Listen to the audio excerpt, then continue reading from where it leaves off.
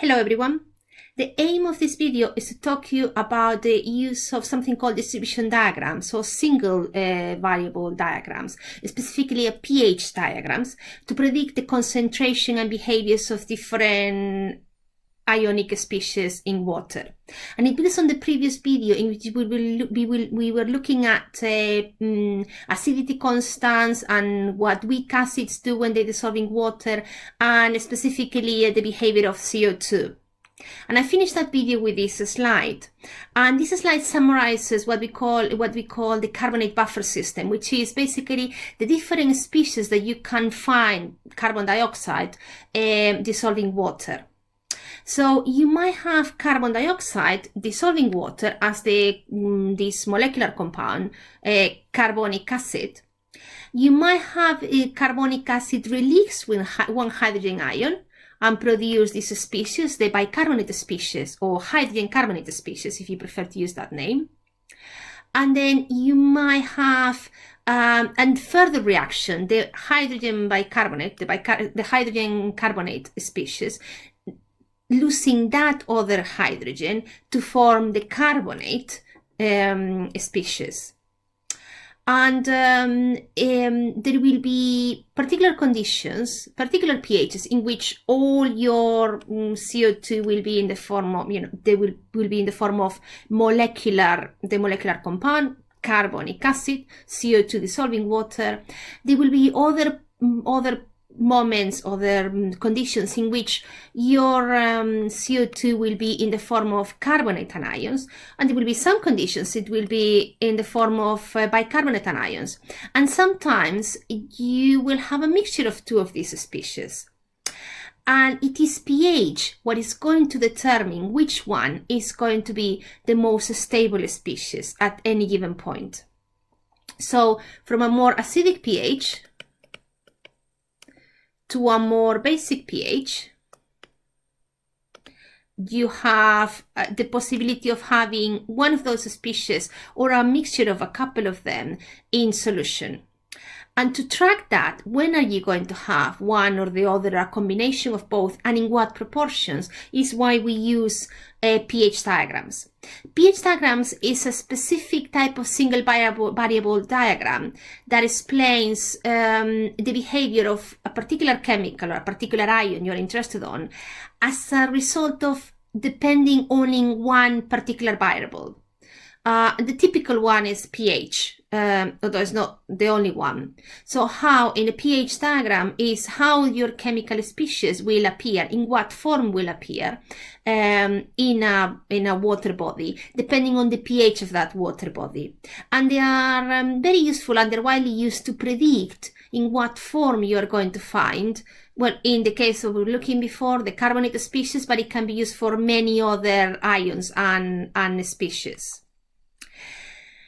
There are some more complex systems in which you have, for example, the interaction between redox properties and pH, which is a PE-pH diagram, and they are called Pourbaix diagrams, and those are called the two-variable diagrams.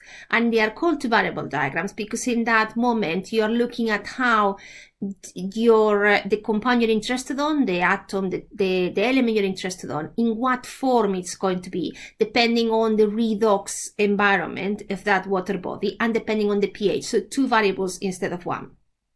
So I'm going to start in this video looking at specifically pH diagrams. And this is a distribution diagram for a monoprotic acid, an acid that has only one hydrogen ion to donate. And it's specifically for acetic acid.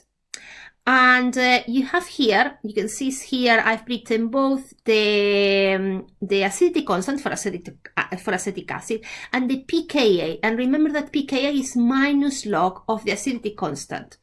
And if you do the minus log and base 10 of the acidity constant for acetic acid, you get 4.8.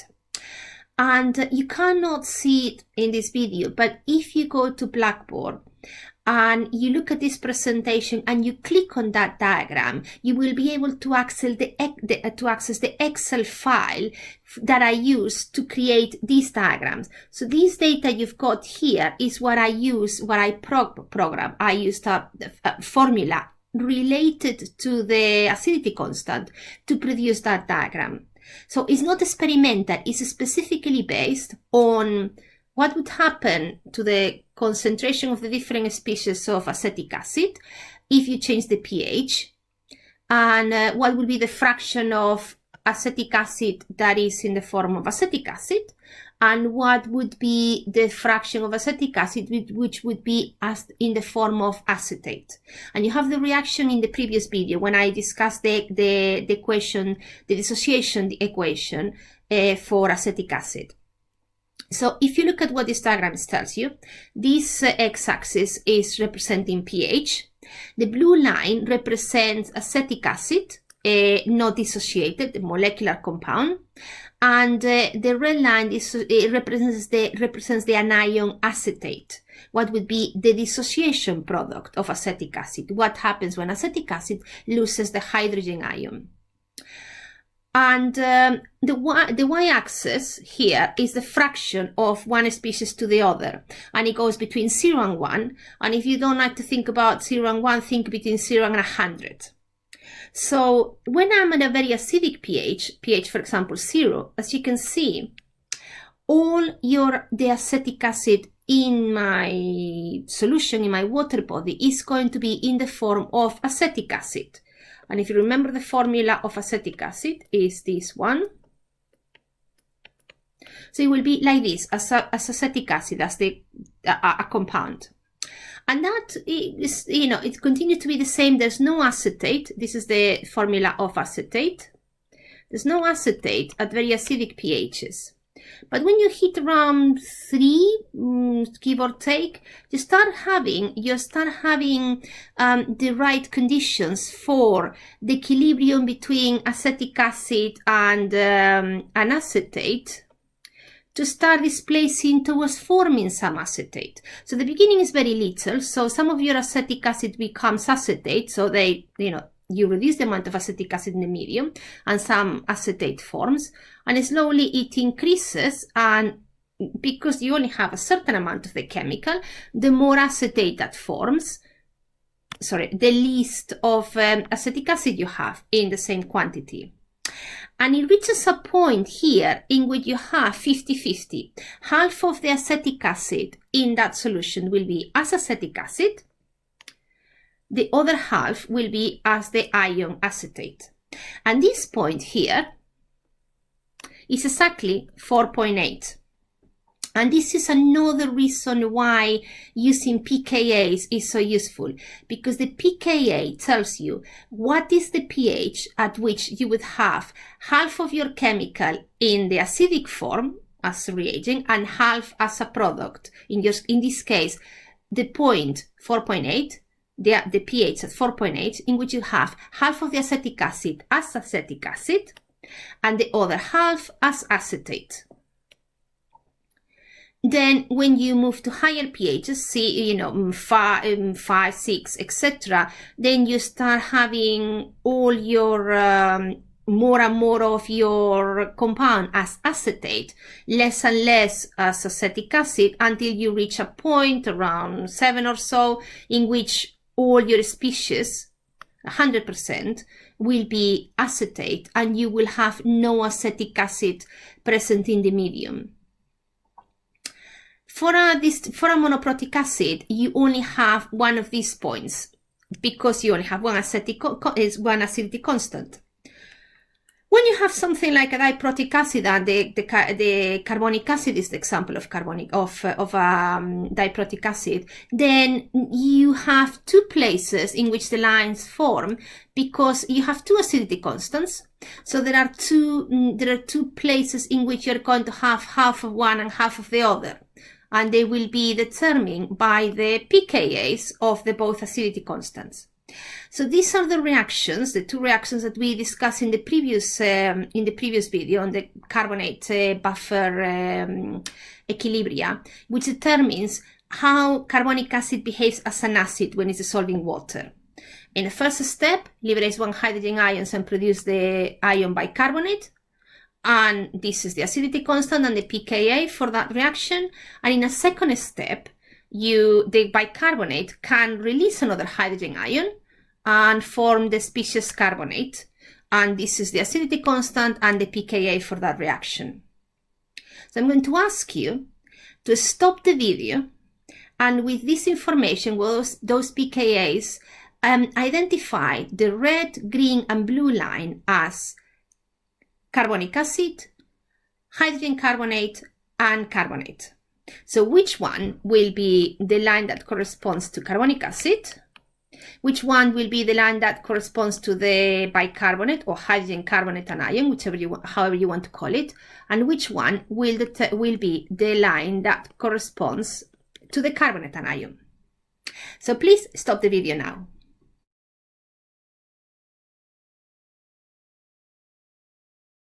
So hopefully you stop the video and have a go at trying to identify the three lines.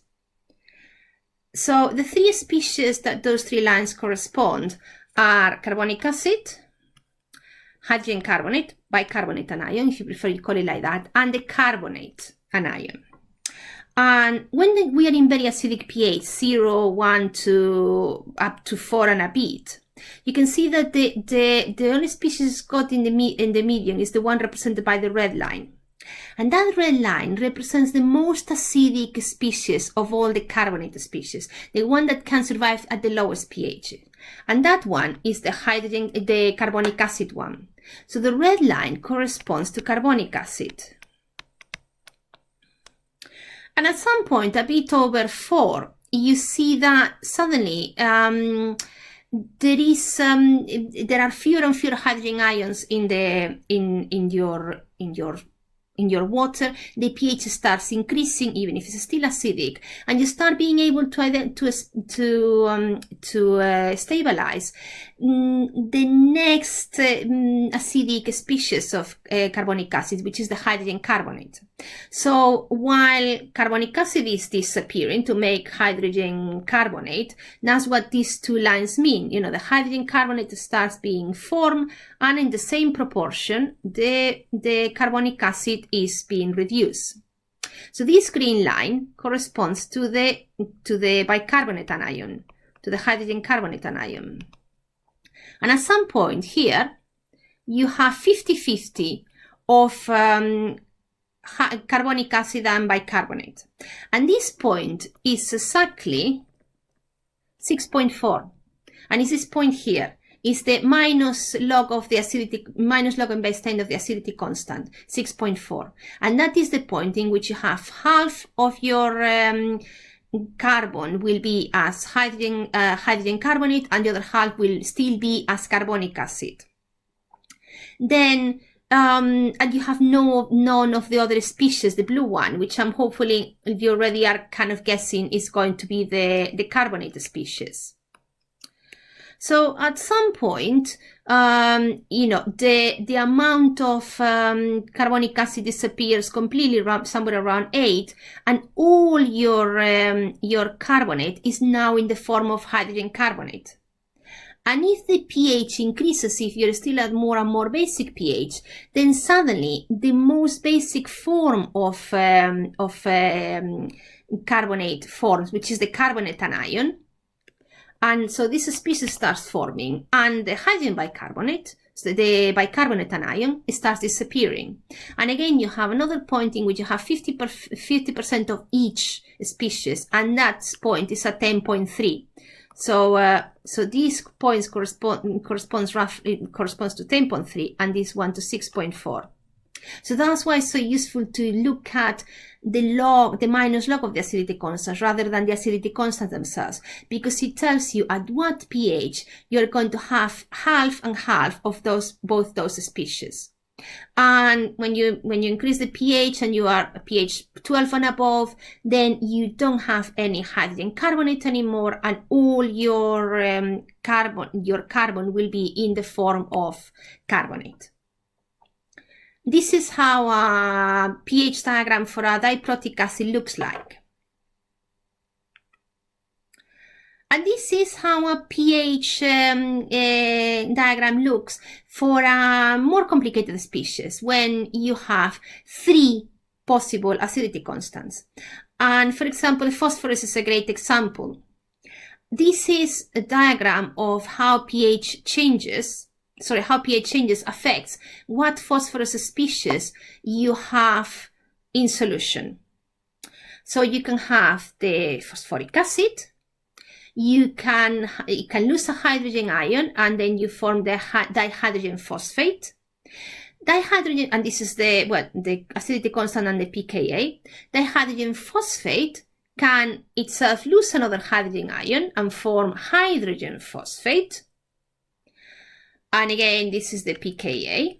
And finally, hydrogen phosphate can lose the last hydrogen, and then it stops, and form the phosphate anion. So one of those lines corresponds to phosphoric acid, another one to hydrogen phosphate, another dihydrogen phosphate, another one to hydrogen phosphate, and another one to phosphate. So again, I'm going to ask you to stop the video and identify all these lines that appear in the graph. So stop the video now, please.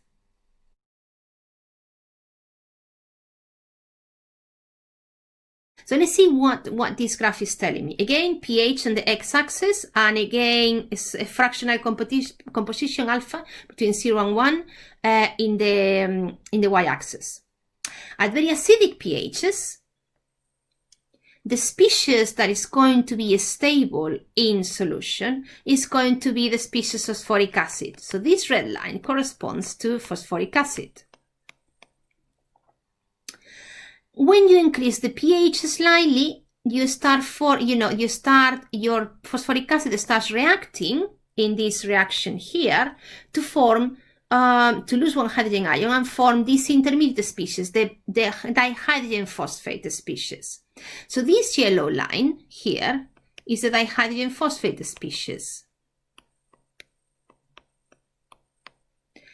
And again, there is a point here around 2 point something, and hopefully you already will spot it around exactly at 2.15, in which you have 50-50 of both species. Half of your phosphate will be as phosphoric acid and half will be as dihydrogen phosphate, and you will have known at all of the other species, of the other two possible species you can find your phosphorus.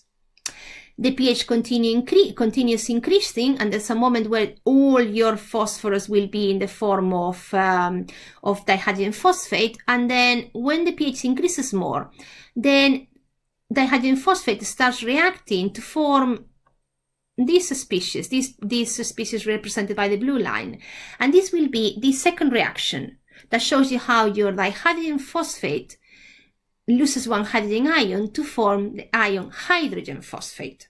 So this blue line here represents the hydrogen phosphate species, which is stable at slightly higher pHs, neutral towards the acidic, towards the basic side. And this point here again, the 50-50 point between dihydrogen phosphate and hydrogen phosphate corresponds to 7.2. Again, you continue increasing the pH. There is a moment where all your phosphorus in solution will be in the form of hydrogen phosphate. And if the pH is even higher, then hydrogen phosphate starts disappearing, and this last species, the phosphate anion, starts forming, and you are then in the realm of this third equation. So this purple line, corresponds to the phosphate anion. And again, the last point in which you have a 50% of both species, hydrogen phosphate and phosphate, corresponds to 12.38, which is the third acidity, the pKa of the third acidity constant. So with this information, if you are told the pH of your water is 9, you can go to these tables that again do not require any practical data, any field data. They are all based on tabulated data, the acidity constants. So you can measure the pH of a water body, let's say 8, and immediately, if you know that it contains phosphorus, you will know that all the phosphorus will be in the form of hydrogen phosphate. So you will be able to, and you can use this, and we will do exercises with other ions. You can do them from any ion you can think of: chromium, aluminium, sulfur. So you are always able, by measuring the pH, to have an indication of what is going to be the prevalent form of that particular element you're interested on in the water, and then assess its potential to react with other ions in the medium, or its potential toxicity, depending on how toxic it is with respect to other possible species that element can be found on. It's a model, and as a model it has its limitations. For example, it doesn't take into account any interactions with other ions. It specifically only thinks that the only reactions that are going to happen without phosphoric acid, without phosphorus, is acid-base, reacting with water to liberate hydrogen ions. If there are other ions present in the medium, sodium ions or potassium, or this diagram doesn't take it into account. It's a very, very simple one variable. You are assuming that your species of interest, in this case phosphorus, only depends on the pH. The form is you're going to find it in that water body, only depends on the pH of the water body. And it is a simplification, and is simple and quick to use, but as all the models, it has its limitations. It does model reality, but it doesn't represent it with total absolute faith. And this is the end of this video. I hope it was useful, and I hope it's useful to do the problems we are going to be doing during the session. Thank you for watching.